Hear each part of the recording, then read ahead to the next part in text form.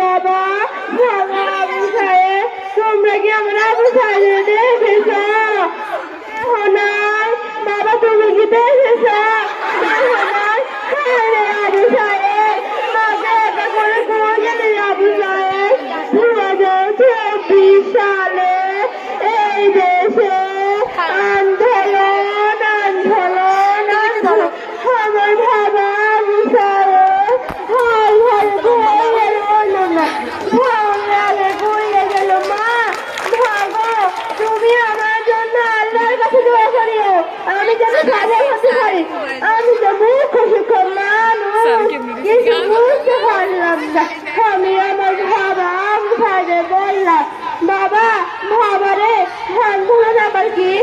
আমার বাবা আবু সাহেব বলল, না ভাগো, আন্দোলন হচ্ছে এদেশের হৃদয়ের অধিকার, এদেশের শান্তির অধিকার, এদেশের সব কিছুর অধিকার। মা ওরা আমাদের সব অধিকার দিচ্ছে। মা আমাদেরকে আমাদের অধিকার ফিরে আনতে হবে না। আমি আমার বাবা আবু সাহেব কথা শুনে খুব খুশি হলাম। আমি বললাম, যা বাবা আন্দোলনে যা, আমি তোর জন্য আল্লাহর কাছে দোয়া করি যেন বাবারা আমার আবু সাহেব বললো, মা ভাগো, তুমি আমার জন্য একটা ঘর বানাইও, আমি দেশে আসিয়ে সে ঘরের ভিতরে শুভ। আমি তো গরিব মানুষ, আমার আবু সাহেবের জন্য একটা ঘর বানাবো। আমার ঘর হলো, আমার বাড়ি হলো, কিন্তু আমার আবু সাহেব আসলে ওরা আমার আবু সাহেবকে লাগবে না, আমার কাছে নিয়ে আসবে।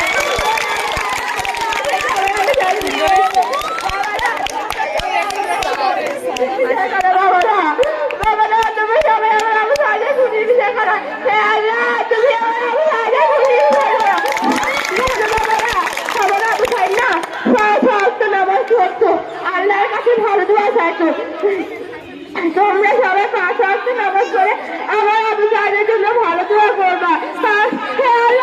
আমি বলেছি আমার আবু সাহেব যেন জান্নাত নসিব করে। আল্লাহ, আমি বলেছি আমার আবু সাহেব যারা ফোন করেছিল তাদের জন্য বিচারা, তাদের বিচারা। সবাইকে ধন্যবাদ।